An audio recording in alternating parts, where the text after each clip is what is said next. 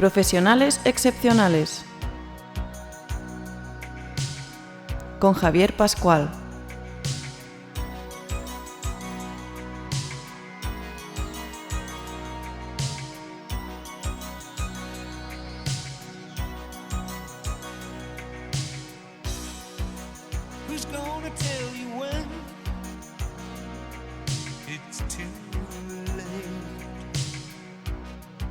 Con el patrocinio de la Fundación para el Fomento de la Innovación Industrial.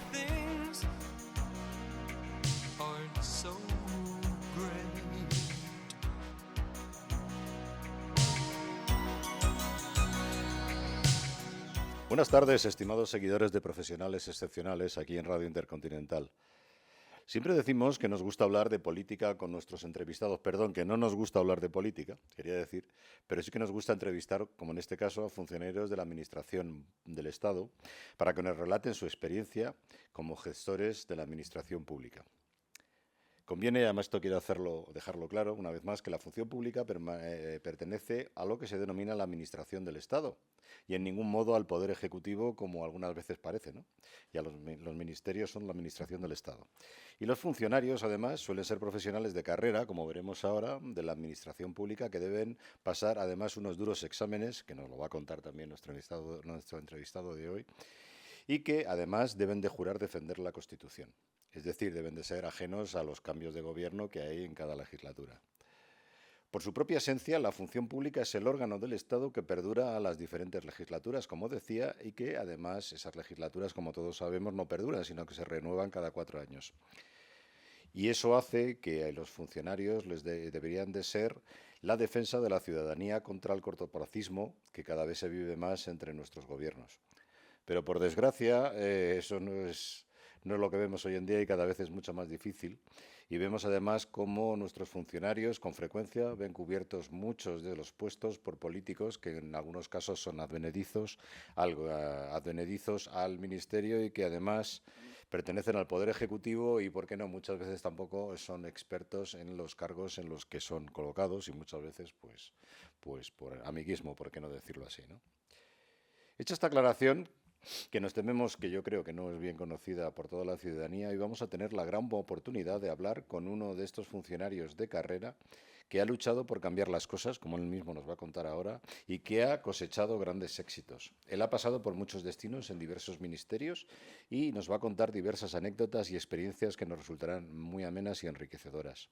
Me estoy refiriendo a Juan Manuel Joaquín López, que es ingeniero industrial por la Escuela Técnica Superior de Bilbao, ¿verdad? Exacto.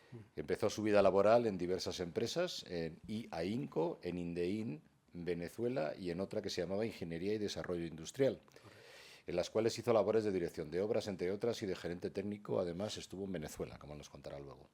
Y ya como funcionario del Cuerpo de Ingenieros Industriales del Estado, ha pasado por el Ministerio Primero de Industria y Comercio y Turismo en diversos puestos a lo largo de su vida profesional.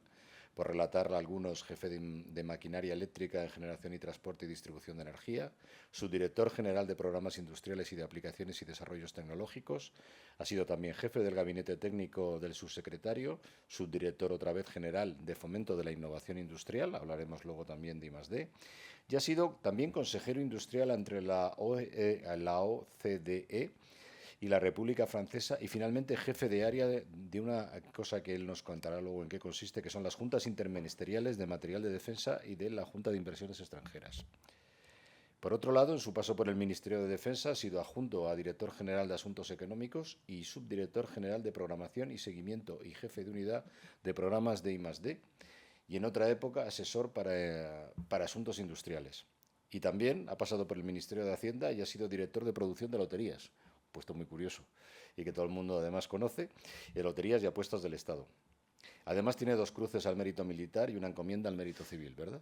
Correcto. Así que buenas tardes, Manuel, bienvenido al programa, que es tu programa, y muchas gracias por haber venido a enriquecerlo con tu experiencia y supongo que además por inspirar a muchos de los que nos oyen, que seguramente, bueno, algunos serán funcionarios y otros no, o algunos se lo estarán planteando, el ser funcionario. Así que te dejo, si te parece, que empecemos a hablar de tu vocación y qué te llevó a hacerte ingeniero y cómo fue para ti el paso por la Escuela de Ingeniería, ¿no? Pues buenas tardes, Javier, y muchas gracias por invitarme a este programa. y espero que, bueno, que contando un poco las experiencias puedan ser útiles para algunas de las personas que se están planteando. Bueno, Manuel, voy a decir que es muy humilde, pero yo sé que va a ser importante para muchas personas. Bueno, sí.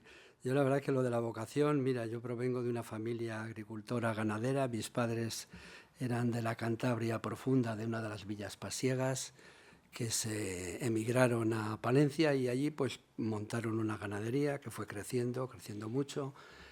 Yo soy el quinto de 6 hermanos y allí pues todos trabajábamos porque no se podía hacer otra cosa.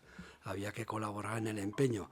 Y la verdad que nadaba en el mundo de la maquinaria. Estoy intentando ver un poco los orígenes.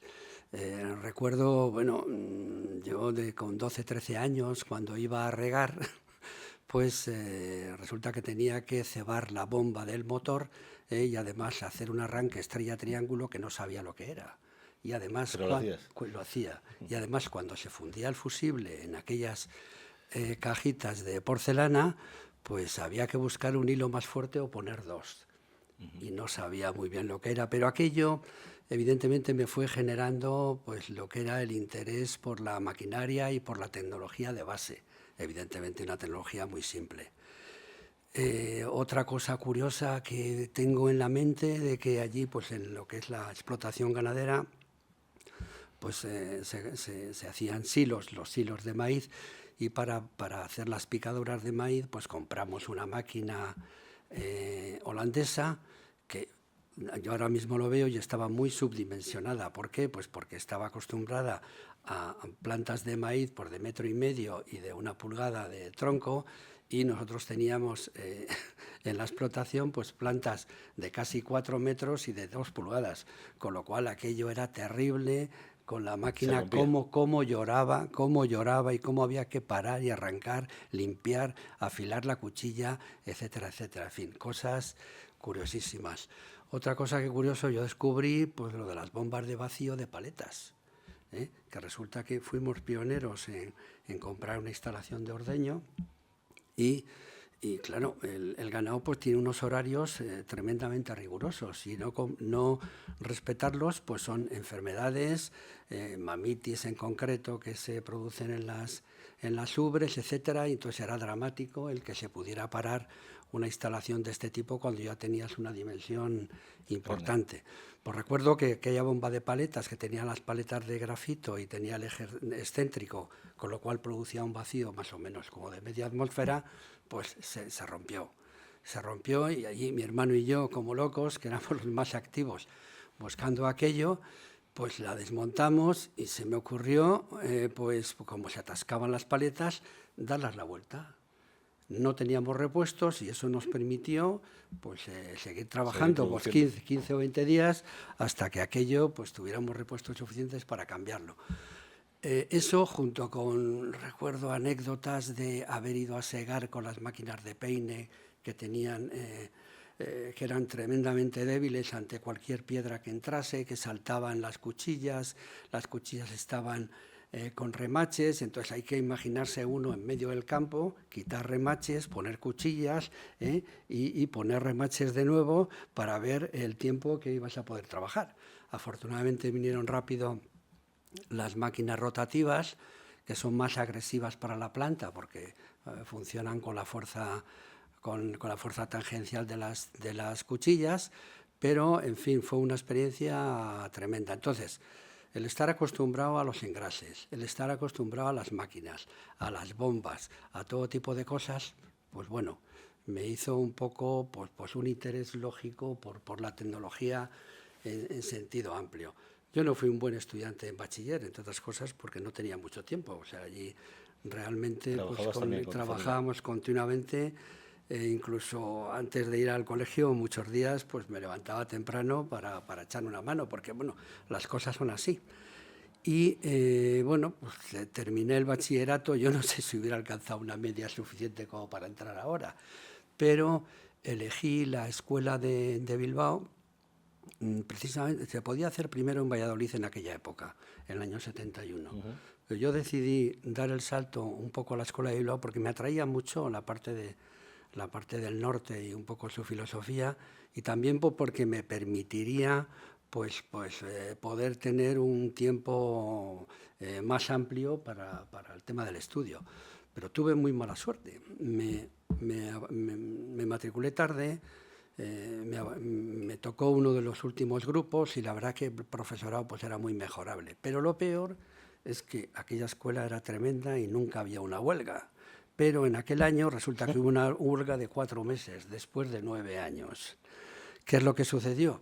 En las épocas que ya Franco andaba pocho. Claro, claro, yo allí viví el atentado de Carrero Blanco, los 4 muertos de Vitoria, viví los coletazos del Consejo de Burgos, en fin, viví todo el movimiento de la naval allí en el Nervión, que curiosamente la naval botaba los barcos de lado porque no tenía espacio. O sea, viví un momento muy importante desde el punto de vista de revolución, no quiero llamarla rebelión, sino de una revolución ideológica en la zona, ¿no?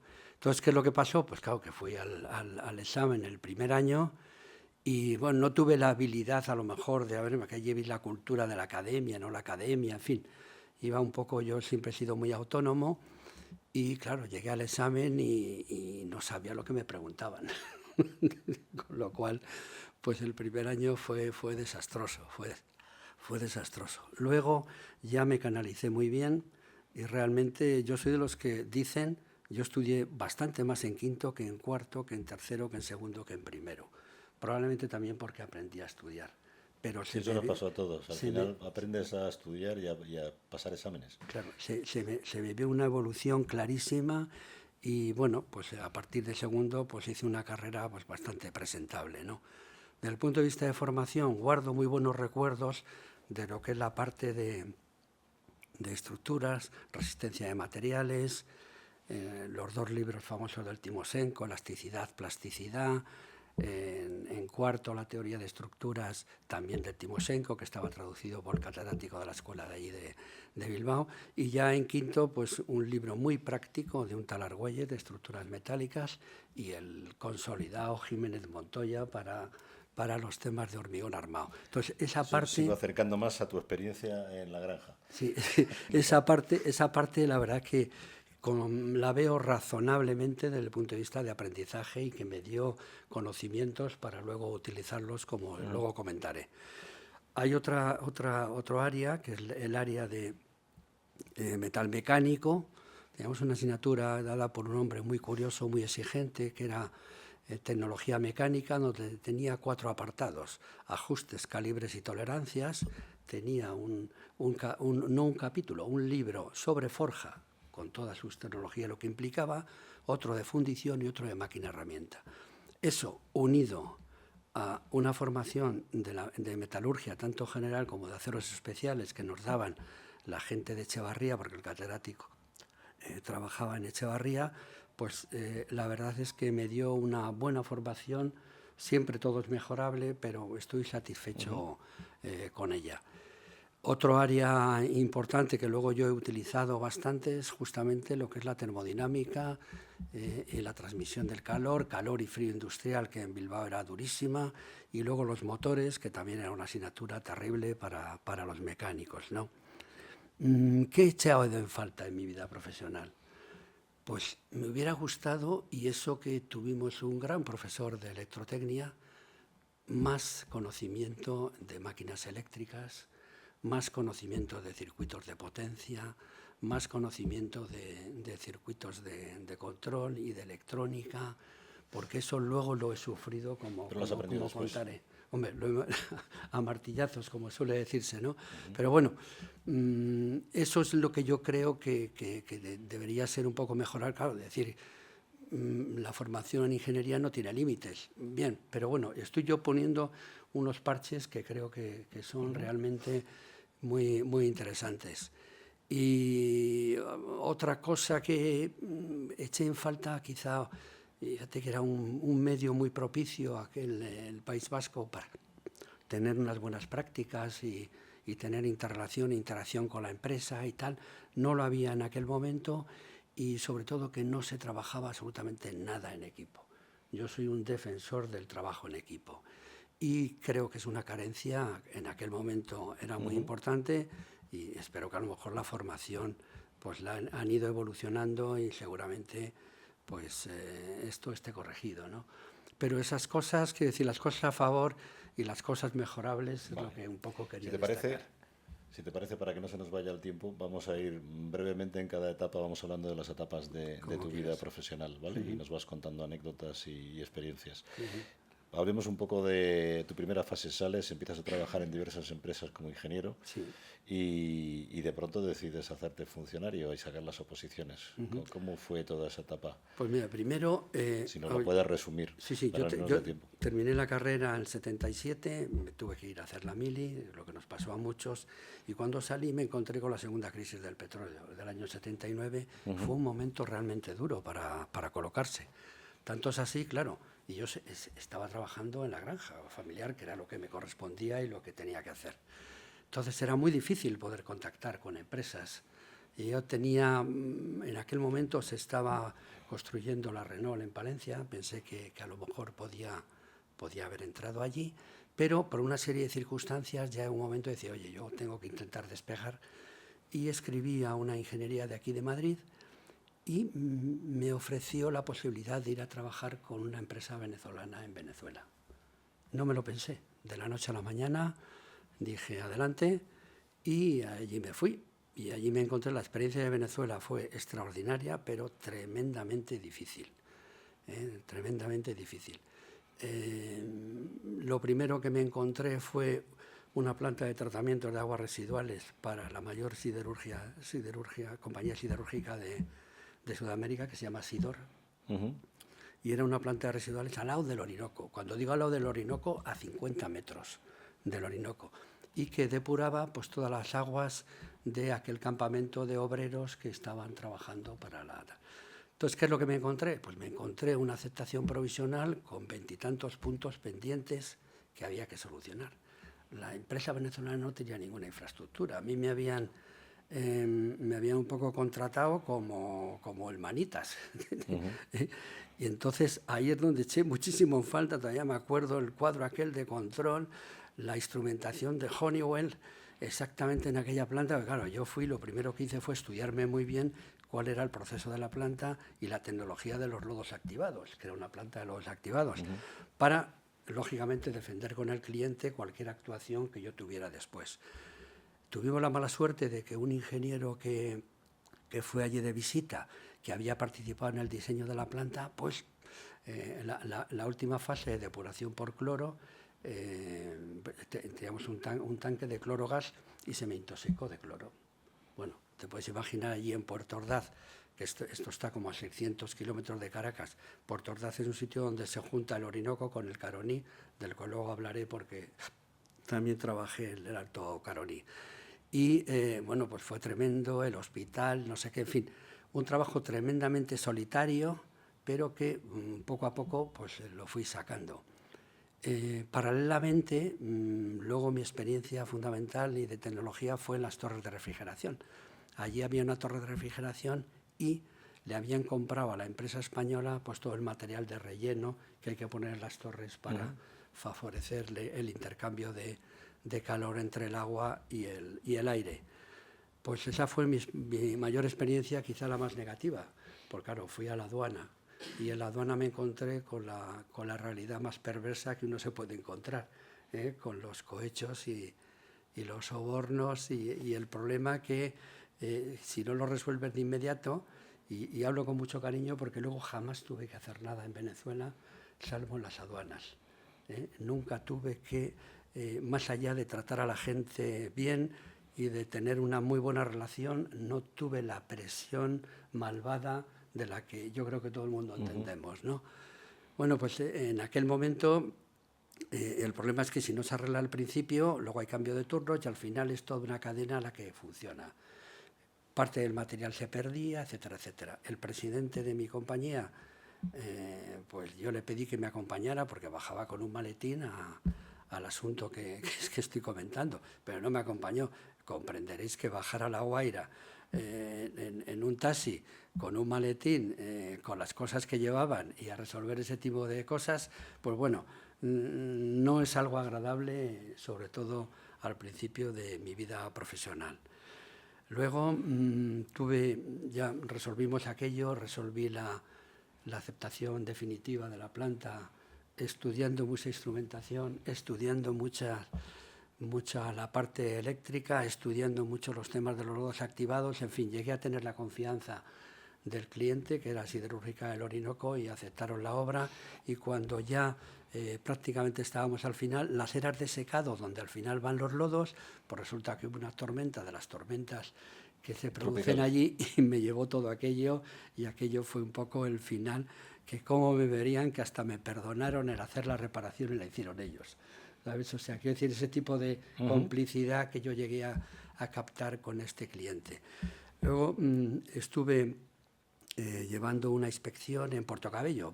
Me voy de punta a punta, de Caracas a Portocabello, allí en la refinería de Corpoven del Palito, una gran torre de refrigeración que había que hacer un montaje, y entonces pues iba todas las semanas un día. Me levantaba a las 4 de la mañana, allí se madruga muchísimo, hacía la inspección y la orientación a la gente del montaje, y luego volvía. Y por último, pues iba mucho a la zona de Maracaibo, a la zona de la petroquímica, siempre intentando vigilar lo que eran las torres de refrigeración para ver el estado en el que estaban pues los eliminadores, el sistema mecánico, los rellenos, etcétera, etcétera, para poder evidentemente hacer un diagnóstico y establecer pues una posible línea de negocio, ¿no? Porque la empresa de España que me envió allí pues era una ingeniería experta en torres de refrigeración.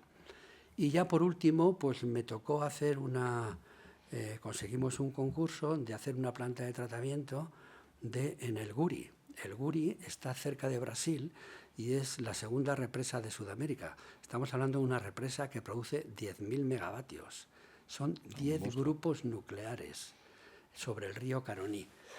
Río que tiene un caudal medio como cerca de 20.000 metros cúbicos segundo y una altura neta pues, de casi 140 metros. O sea, ese fue un poco el fin de fiesta allí, que fue espectacular, en lo que era el campamento de obreros. Había 15.000 personas, la mitad indocumentados, y aquello todo era un mundo. Por las noches lo que sucedía, brasileños jugando al fútbol, colombianos pues, que fumaban sus cosas, gente que se ponía a boxear, en fin, todo un mundillo que probablemente García Márquez lo contaría mucho mejor que yo, pero que yo lo viví allí. ¿Y con toda esa experiencia te viniste a España y decidiste estudiar las oposiciones? En aquel momento se produjo la devaluación de un 300%. Entonces, evidentemente, yo que cobraba en bolívares era un drama. Y la verdad que el nuevo director general de aquí de la empresa, yo le dije, oye, yo aquí, pues la verdad, no quisiera continuar. Ya había nacido mi hijo el mayor y nunca me vi. Venezuela nunca, no es un país fácil, es un país complicado. Y pues me ofreció venirme y claro, lo aproveché de inmediato y me hizo director del departamento de equipos, que fundamentalmente eran torres de refrigeración. Y aquí me encontré pues con dos proyectos concretos. Uno era la torre de Minas de Almagrera, allá en Huelva, y otra la de Corpoven, la de Petronor allá en el País Vasco, en Somorrostro. Y bueno, fue momentos que yo vine de Venezuela en el año 83, ya empezaba el movimiento de la reconversión, fue un momento complicado, y a esta ingeniería pues la pilló un poco fuera de su paso. Total que la causa pública, el tema de la administración engancha mucho.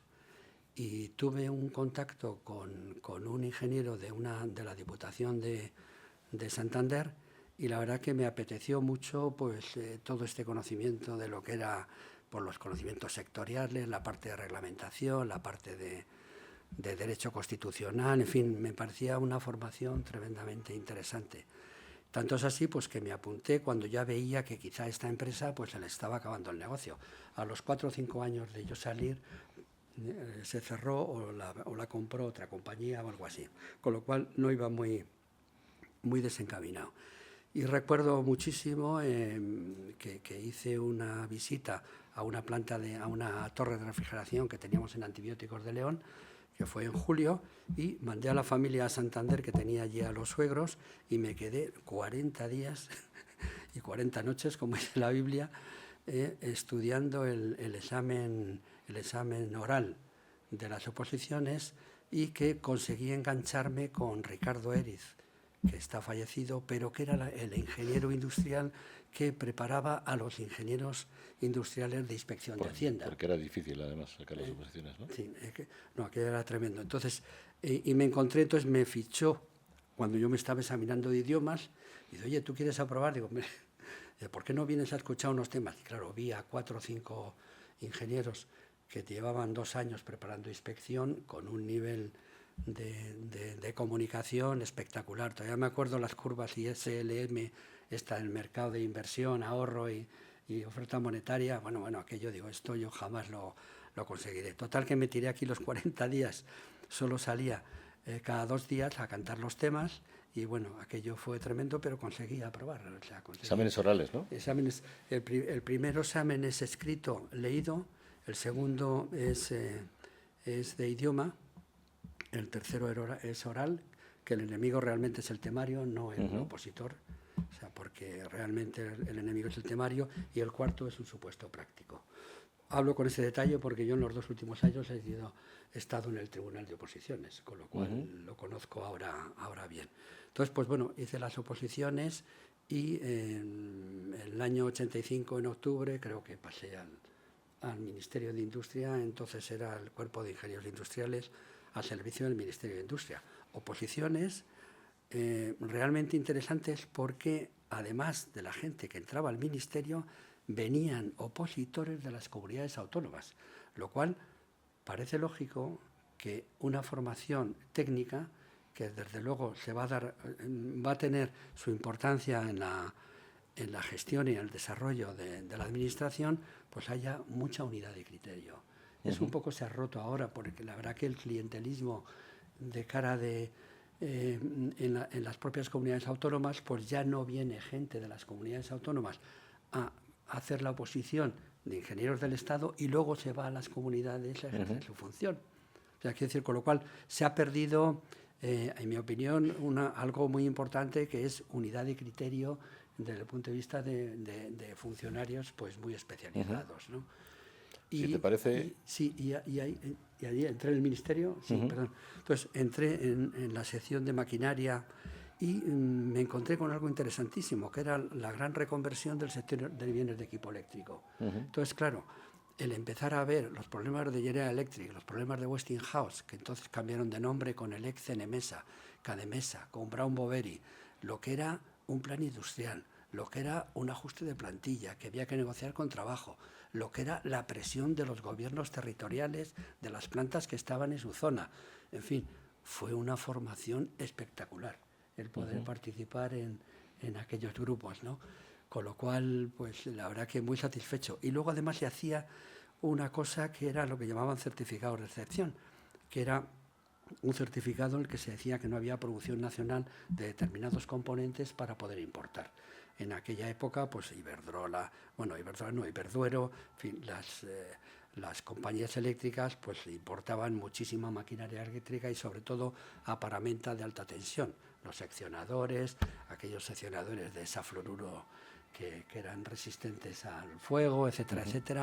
En fin, fue una experiencia muy interesante. Pero yo la verdad es que ahí había entrado y tenía pues como un 20%, un 25% de pérdida en salario respecto a la empresa privada. Claro. Y entonces, bueno, yo no sé si quieres que ya cambie y que me meta al mundo de la defensa. Si te parece, hacemos un corte ahora. Sí, como quieras. Y seguimos después, ¿vale? Perfecto.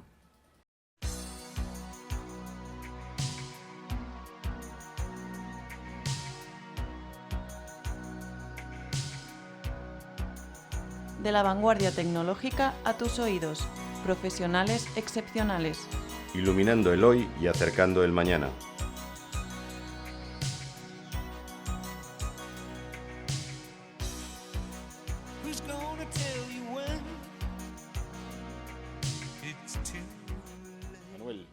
Seguimos con tu periplo por los diferentes ministerios. Querías hablarnos antes, cuando te corté y te interrumpí para el descanso, querías contarnos cuál había sido tu motivación para pasar a Defensa. Sí, pues en aquel momento, como decía, tenía un déficit importante. Mi mujer no trabajaba, ya teníamos los niños, en fin, una serie de circunstancias. Y en Defensa había un movimiento muy interesante. Estaba Narcís Serra de ministro y yo creo que había un movimiento político de intentar crear allí equipos mixtos con personas civiles cualificadas, con militares, lo cual yo creo que tenía un gran valor. Y siendo director general, pues un ingeniero del cuerpo al que yo pertenecía, pues bueno, salió una vacante y me pareció interesante el acudir. Tengo que decir que al llegar, a los 15 días casi, estuve a punto de... Porque los funcionarios, que la gente no lo sabe, por decirlo, Sí. os podéis mover entre ministerios. Sí, Si hay sí. vacantes, se cambia uno por méritos, ¿verdad? Siempre que exista una vacante, pero hay también alguna letra pequeña importante que... Y luego está también el superar. nivel, ¿no? Que sea Claro. de tu nivel, porque tú Claro. hasta el 30 vais subiendo de nivel, ¿no? Claro, claro. Yo en aquel momento pasé de nivel 24 a nivel 26 y me incorporé a un área económica. Un ingeniero industrial mecánico que cae en el área económica y empieza no a pelearse, pero sí a empezar a tratar temas que vinculaban a la Ley General Presupuestaria, a la Ley de Contratos, etcétera. Y cesaron al director general que era del Cuerpo mío, y apareció un inspector de Hacienda interventor, y la verdad es que hice un gran equipo con él y fue un antes y un después. Trabajé muchísimo en una ley de dotaciones que tenía el Ministerio de Defensa en aquella época y que ahora pues es un clamor que la piden, aunque yo creo que es muy difícil porque al final la ley de dotaciones se puede decir lo que diga, pero luego está la ley de presupuestos, que es la que manda desde el punto de vista económico sobre todas, porque el déficit y el desempleo y las pensiones hay que pagarlas. Entonces eso es un tema que está fuera de discusión. Pero me pareció muy interesante, hice un informe que se hacía al Parlamento de la Ley de Dotaciones, en fin, fui miembro del Senior Resource Board de la OTAN, de la parte económica, fue una experiencia muy buena. Aquella subdirección que yo tuve de programación y seguimiento, pues empezó a tener la visión económica e industrial del impacto que tenía el presupuesto sobre la industria y sobre los programas. Entonces, esa visión era atractiva y era interesante. Bueno, llegué a tener tanto poder que luego el mismo que la creó, que fue Eduardo Serra, cuando fue ministro, la suprimió para llevarse prácticamente todas las competencias al Estado Mayor de la Defensa. Yo en aquel momento me quedé un poco colgado de la brocha. Curiosamente, estuve a punto de ir al equipo del profesor Barea, la primera oficina económica de hecho, él se había interesado porque en aquel momento estaba el mundillo de los préstamos para los grandes programas militares y le pareció interesante el perfil, pero empezó a hacer declaraciones del tema de las pensiones y se le vistió con Álvarez Cascos. Y entonces el vicepresidente Álvarez Cascos, pues me cuentan, esto yo no lo vi, que dijo, dice, ni un tío más en la unidad económica del presidente, con lo cual, bueno, yo me quedé, y fue cuando me desvié a la parte de I+D, a los edificios del CIDA, donde llevé temas del Euclid y llevé temas, algunos programas concretos con fondos. Eran programas en los que participaban empresas industriales españolas. Sí, era el simulador de León para el misil Mistral, el simulador de artillería de campaña para entrenar a la gente antes de ir a maniobras, el COAS, un centro de mando de integración de fuerza, en fin, fue una experiencia muy interesante. Pero en aquella época, que yo ya llevaba unos cuantos años, de hecho llevaba 7 años en Defensa, intentaba salir, pero Defensa estaba clasificado como ministerio deficitario y por la vía de los hechos no te dejaban concursar. O sea, tú metías la papeleta. Tenías el derecho, pero no te dejaban. Tú venías la papeleta, pero luego no jugabas. No jugabas, con lo cual, pues bueno, esto dicho así, que conste que tengo un gran aprecio al mundo de los militares, hay gente preparadísima, pero creo que es un ministerio que gasta mucha energía interna y produce poco trabajo en el eje, ¿sabes? O sea que, pero bueno, ese es otro mundo. Entonces me quedé allí, me nombraron subdirector en industria, que fue interesantísimo porque además heredé... O sea, pasaste a industria después de defensa. Sí, me ofrecieron una subdirección en industria, entonces ya no me podían... ¿Eso es un nivel 30? Un nivel 30, sí. Ya lo había ¿Es tenido, el tope de los funcionarios? Ya lo había tenido en defensa. Yo fui subdirector en el año 91-92, por cierto, que... Pero muy joven, ¿no? Dices, nivel 30, muy joven. Sí, yo creo que tenía la misma edad de Narcís Serra cuando fue ministro.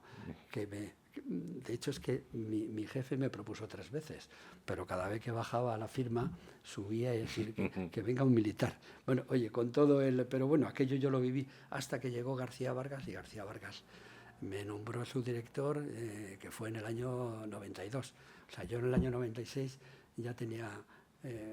consolidado el nivel 30 y tal. Bueno, total, volví a industria, una subdirección espectacular, llevaba el automóvil, llevaba el naval, llevaba el textil, llevaba la industria de bienes de equipo y vendimos un astillero, o sea, fue desde el punto de vista de gestión funcionarial extraordinaria.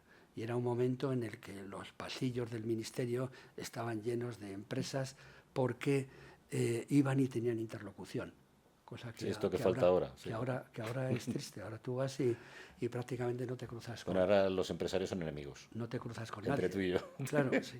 ¿Sabes? Entonces, bueno, fue aquello. Allí empezamos la historia del tax lease. El tax lease fue un instrumento para la venta de barcos, que luego fue denunciado en Bruselas, pero que ahora realmente no sé cómo está, pero que permitía tener en origen a los astilleros como un 20 o un 25% de reducción de cara a la operación de venta, que creaban una agrupación de interés económico, que permitía hacer una amortización acelerada, en fin, todo un mecanismo financiero. Para favorecer la competitividad de los astilleros. Porque empezábamos a competir con los coreanos y con el mundo asiático, cuyos astilleros eran súper rentables, súper competitivos, y se sospechaba pues que tenía mucha ayuda pública.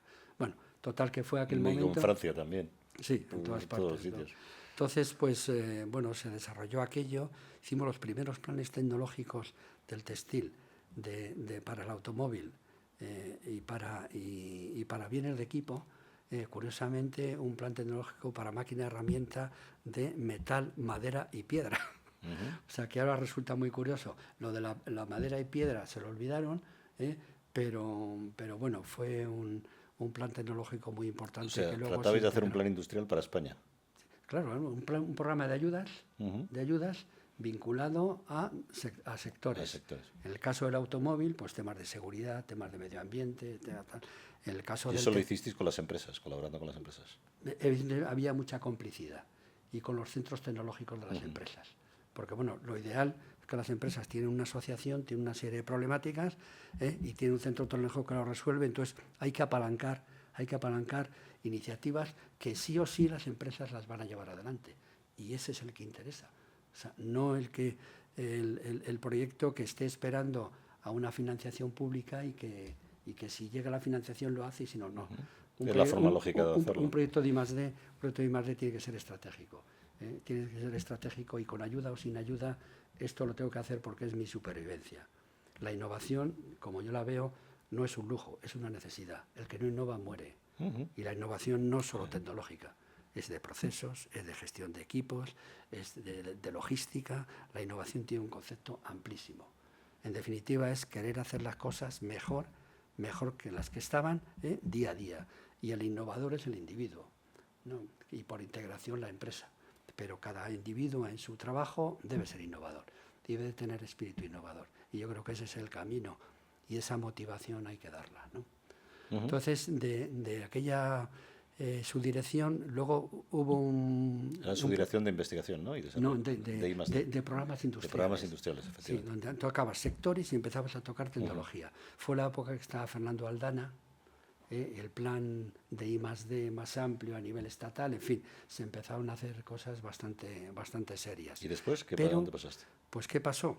Que Piqué se emborrachó con el vino de su propia cosecha y creó el Ministerio de Ciencia y Tecnología, porque el tema de industria, la verdad que casi todo se ha transferido. Entonces, fue un momento muy complicado para mí, porque yo que tenía la sensibilidad y el acercamiento con la industria, de repente pasar al mundo científico con el CSIC, el INIA, tal, estaba un poco desconectado. Quiero decir que no me veía en fase en fase como para seguir adelante. Y fue cuando me surgió, una persona que me conocía, me surgió la posibilidad de pasar a loterías.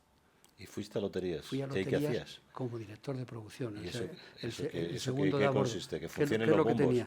tenía sí, pues sí, toda la logística de los bombos, lotería de Navidad y la lotería moderna de los 5 bombos y la parte informática.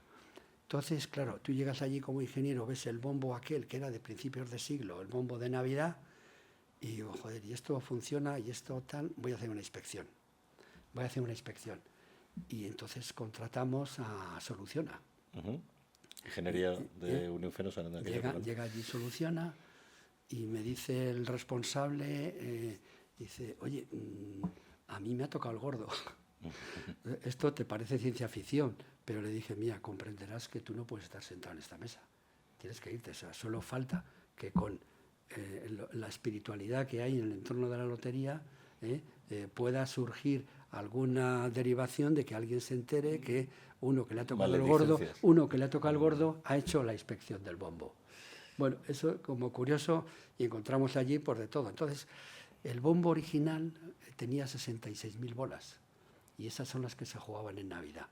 Entonces, yo vi ahí una línea de negocio clarísima de evolucionar hacia el bombo de las 100.000 bolas. ¿Por qué? Porque así los abonados podían jugar el mismo número todo el año, incluido Navidad.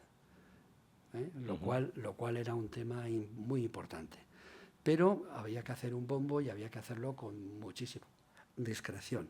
Los franceses nos cobraban, Río Cató y otras empresas, una barbaridad. Y ahí mi conocimiento del mundo de la defensa, conseguí que una empresa experta en latones y en bronces pues me hiciera un levantamiento del bombo actual y yo mismo calculé el tamaño del bombo nuevo.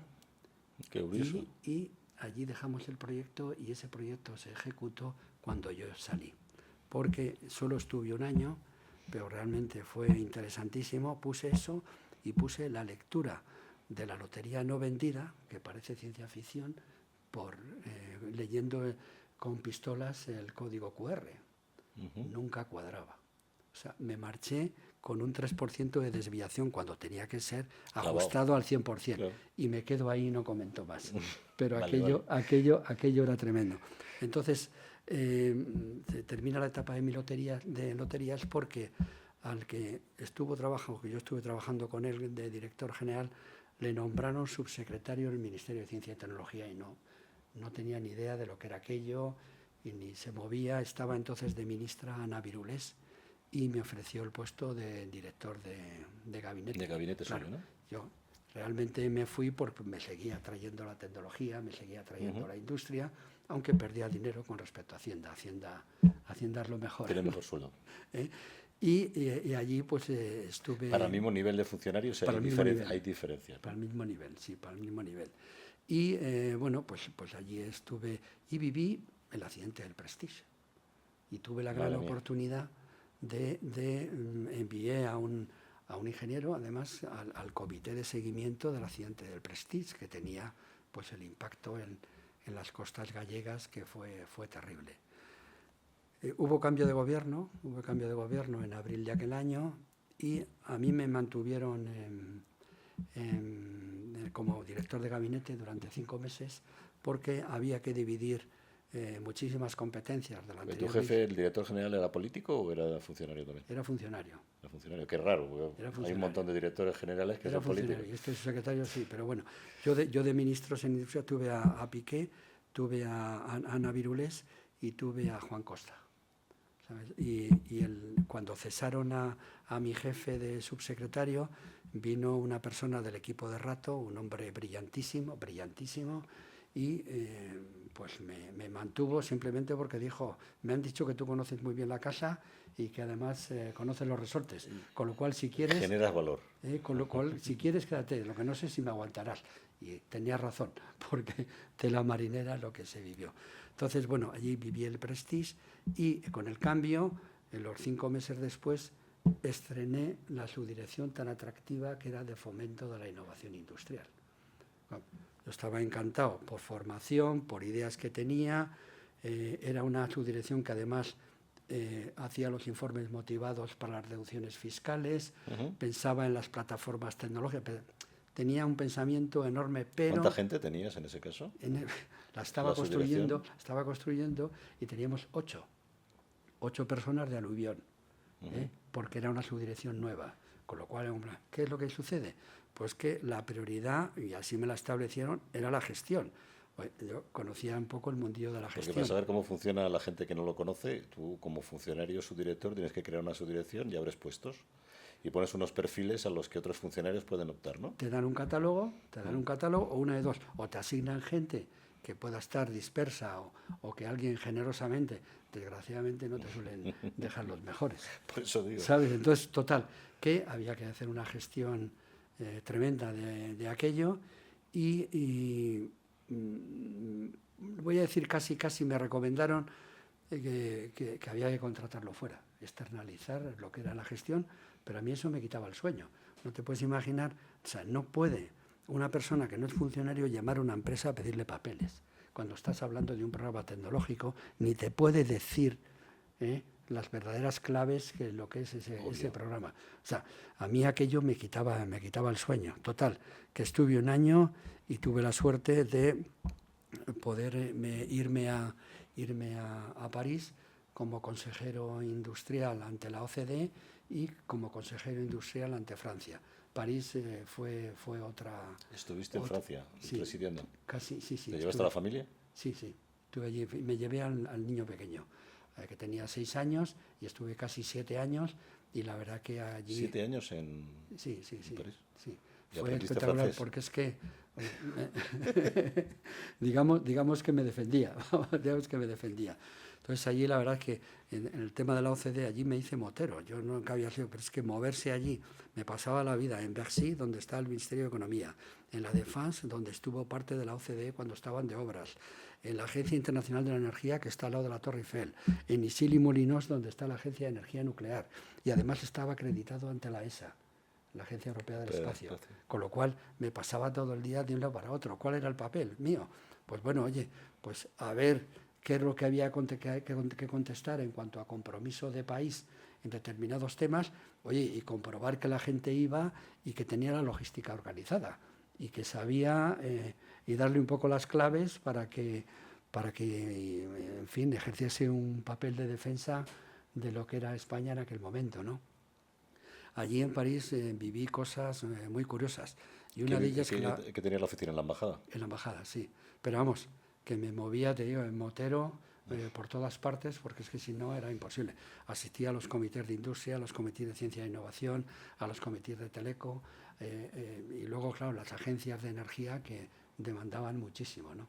Tuve en un Le Bourget es la feria aeronáutica de referencia, y yo la vivía allí con mucha intensidad, pues siempre Francia organiza una reunión a nivel ministerial de ministros, aprovechándose en Le Bourget pues por bombo y platillo, porque es una feria donde se externalizan un montón de contratos, un montón de eventos, donde hay muchísimas delegaciones de todas partes del mundo.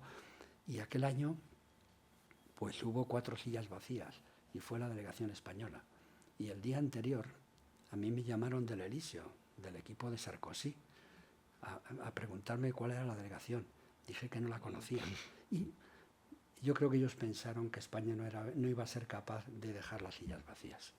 Tenía todo su justificación. ¿Cuál era la justificación? Que en aquella ocasión era EADS, la empresa, y EADS pues estaba desarrollando la 400M y tenía un déficit presupuestario enorme y estaba pasando la gorra, y poco menos que a España le estaba pidiendo el dinero por nada. Entonces, hombre, fue un elemento de presión. No tengo que decir que el embajador que fue a una recepción en uno de los museos en Algodén con el ministro francés, le puso la cabeza que cuando el embajador fue a casa me llamó y bueno, que si había que hacer una carta de desagravio, de disculpas por no haber estado. Puesto era muy político. Increíble. Y yo me acuerdo que hablé con la secretaria general de Industria, fantástica mujer, voy a decir su nombre, Teresa Santero, porque tenía una preparación extraordinaria. y me dijo, dice, ni vamos a justificarnos ni va a haber carta de excusándose de la no presencia de España. Yo eso lo trasladaba al embajador, que no lo entendía. Vivía alguna otra cosa, parecía. Pero, ¿cuál fue lo que se ganó allí? Pasó Le Bourget y el lunes siguiente vino aquí Luis Galois, que era el presidente de ADS. Estuvo en presidencia del gobierno. ¿Qué es lo que se sacó? Se consolidó la planta de Sevilla para montar el A400. Se montó el centro de composites de aquí de Madrid, de Toledo. Que no sé cómo va exactamente. Se aseguró que fuera un español el que pilotaba la parte de ADS en Defense aquí en España, y además que había una participación pues casi que era el triple del capital social que tenía España en aquel momento, que era el gobierno, a través de la SEPI en ADS, que era del 5%. Entonces se aspiraba a tener un retorno de unos de entre el 12 y el 15% en aquellos programas donde aquí había empresas y ESCAs que trabajaban muy bien y tenían gran productividad. Pues eso me pasó fue una cosa interesantísima. Y luego viví algo que yo creo que es interesante, y es la gran dificultad que hay de colocar a españoles en centros importantes en organizaciones internacionales. Estamos acostumbrados a querer aterrizar por la cabeza de paracaidistas. Y desgraciadamente tenemos el San Benito de que no somos muy estables en los organismos internacionales, cambiamos mucho de caras, y estas cosas hay que trabajarlas mucho en la base.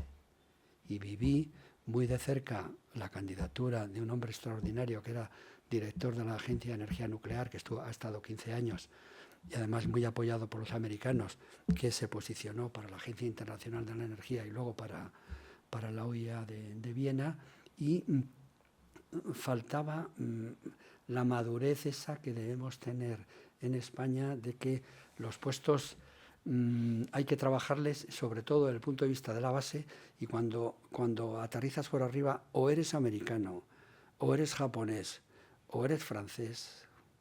El resto tienes que ser muy conocido y ser muy confiable para el resto de la gente. Pero hay que tenerlo eso muy claro, y estamos muy acostumbrados a hay un puesto que me lo den, porque España, no sé. Y ahí la verdad que tuve una experiencia lo veía clarísimo de que había que trabajar en la base, en los comités, y en los comités eres conocido, eres positivo, y entonces si surge un puesto, pues eres un candidato que todo el mundo te va a ver bien. Conoce y respeta. Y lo va a respetar. Y la falta de estabilidad, no quiero decir con esto que no fuera gente buena, pero era mucha inestabilidad, y eso se paga. Eso se paga, y yo creo que fue Nos quedan pocos minutos y todavía te queda una parte importante, ¿no? Todo lo de las juntas. Sí, por supuesto. Bueno, luego estuve una etapa muy importante de asesor industrial en el Ministerio de Defensa, realmente interesantísimo. Yo tengo que decir que apoyo a las empresas emergentes, que sean pymes o un poco más, que tengan producto propio y capacidad de decisión. Las grandes que no tenemos el centro de decisión en España, tenemos muchos problemas. Hay empresas, yo defendía muchísimo a este tipo de empresas, y voy a citar algunas: GMV, puedo citar Escribano, puedo citar Auro, puedo citar Instalaza, puedo citar a Tecnovit, que tienen producto y decisión propia, y eso es fundamental.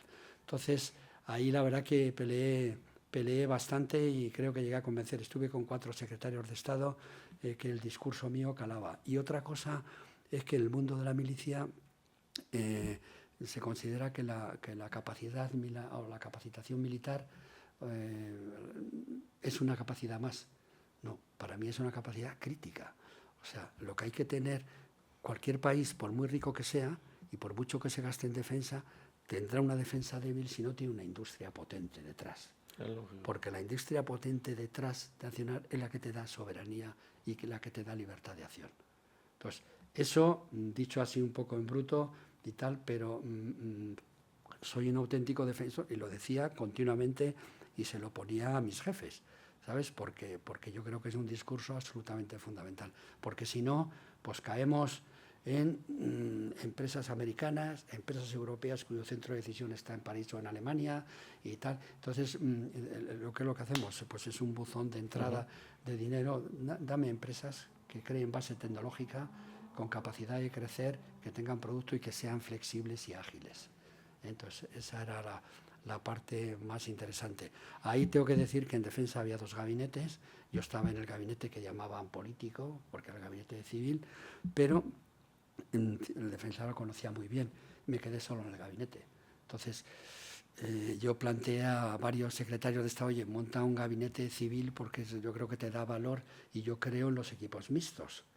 Pero no hubo mucha receptividad a eso, con lo cual al quedarme solo y llevar casi 9 años en el gabinete y tener ese recorrido y tener próxima la jubilación, presenté la dimisión. Dimisión que no me fue formalmente aceptada. ¿Sabes qué es lo que pasó? Que mi puesto era uno de los de puestos de confianza, que tenía el GEMAD, que fue cesado por el tema de las vacunas. Entonces yo presenté la dimisión en noviembre, pero no me decían nada. Claro, yo dije, yo salgo cuando digáis que debo salir. Y no me decían nada, pero cuando cesó el GEMAD, al cesar yo con el cargo, porque era un puesto de confianza, aunque trabajaba con el secretario de Estado, era de él, pues al día siguiente pedí la incorporación en industria, ya diciendo el adiós y el hola de forma inmediata y cambiando de turno. Y ahí fue donde me he estado dedicando a las 2 juntas interministeriales tremendamente interesantes. A la JINDU, que es la Junta Interministerial de Material de Defensa, de otro material y doble uso, y a la JINVES, que es la Junta de Inversiones Extranjeras. En la Junta de Material de Defensa de doble uso, claro, está con el paraguas del secretismo de sus actas, que amparado por una ley del año 66. Comprenderás que una ley del año 66, cuando el administrado pues necesita conocer si su expediente no va adelante, cuál es el motivo. Entonces yo, que era defensor precisamente de ese tipo de cultura, pues me encontraba con el choque de la propia grupo de trabajo en el que yo estaba, y siempre pues yo creo que era la persona non grata, porque yo tenía un discurso muy fácil. Oye, tened en cuenta que primero que hay que ser ágiles en la resolución de estos temas, y segundo, que estas empresas van a las ferias, y en las ferias se encuentran con sus competidores, y llega un señor, un cliente iraní, ruso o lo que sea, y necesita tener una respuesta efectiva para eso. Se llegaba al hecho extrañísimo, que yo no podía admitirlo, de que se denegaban autorizaciones exportadoras de un material que era repuesto de máquinas vendidas. Entonces yo decía, ¿os imagináis de alguna manera no me viene la palabra ahora, el prestigio que como país tienes, este país que me ha vendido las máquinas y ahora no me da repuestos? O sea, eran unas cosas increíbles, ¿no? Entonces yo la verdad que ahí saqué muchos expedientes, intenté cambiar, pero eso hay que darle una vuelta, sobre todo en defensa de empresas. En las empresas que yo fundamentalmente contactaba, que eran las empresas de máquina herramienta, es un sector que exporta el 80%, que son todas de capital privado, que son tremendamente tecnológicas. Con potencial. Si no favoreces y no intentas defender a estas empresas, ¿qué quieres? Algunas de ellas ha llegado al absurdo de que exportaban al país de turno a través de filiales en otros países, lo cual quiere decir que hay que mejorar. Y luego la Junta de Inversiones, que ahí... Quedan 2 minutos. Sí, ahí lo que era me consultaban, y la verdad es que yo ahí sintetizo muy rápidamente el asunto, porque en general las inversiones están liberalizadas, salvo sectores sensibles, que tengan tecnologías críticas, que tengan un servicio que sea estratégico, que sea esencial para la ciudadanía y tal. Entonces ahí, ¿qué vienen? ¿Viene un socio industrial? ¿Qué trae? ¿Trae mercado? ¿Trae tecnología? ¿O es un socio financiero? Es que no tiene nada que ver. Entonces, yo defendía al socio industrial que viene, que me trae tecnología o que me trae mercado y que me va a potenciar, pero no al financiero, que mañana puede irse al otro lado. Disculpa que a lo mejor me he pasado de tiempo. No te preocupes, Manuel, ha sido muy interesante y lo que pasa es que es una vida con muchas experiencias y la hemos tratado de resumir en 55 minutos. Bueno, no sé. Pero creo que has dicho cosas muy interesantes y yo creo que hemos explicado muy bien, o has explicado muy bien en qué consiste el trabajo de un funcionario público como tú, que ha llegado al tope de su carrera y que ha hecho cosas interesantísimas, ¿no? Hasta estar en el extranjero trabajando y defendiendo al pabellón español. ¿Quieres decir algo tú para resumir? Pues no, pues nada más, oye, estoy encantado, y encantadísimo de si alguien pues considera interesante la experiencia vivida. Y hay una cosa que quiero decir al final. Yo creo que el funcionario, como el político, deberían pasar por la empresa privada. Y ¿por qué no por la cola del paro? Creo que sería interesantísimo el no aterrizar en determinados puestos. El funcionario tiene poder y el político no digamos. Hay que saber lo que hay en la calle. En la calle hace mucho frío. Y hay que ser un interlocutor válido y valedor, sobre todo para quien más te necesita. Y a la administración no la necesitan las empresas grandes. Las empresas grandes utilizan la administración. La administración tiene que ser ágil y abierta, sobre todo a las empresas pequeñas, que son las que crean actividad y huella productiva en España. Muy sabias palabras para acabar, Manuel, y muchas gracias. Vale, gracias. A ver si hay suerte y te escuchan. Gracias. Sobre todo algunos políticos. Gracias a ti. Gracias. Pero bueno. De la vanguardia tecnológica a tus oídos. Profesionales excepcionales. Iluminando el hoy y acercando el mañana.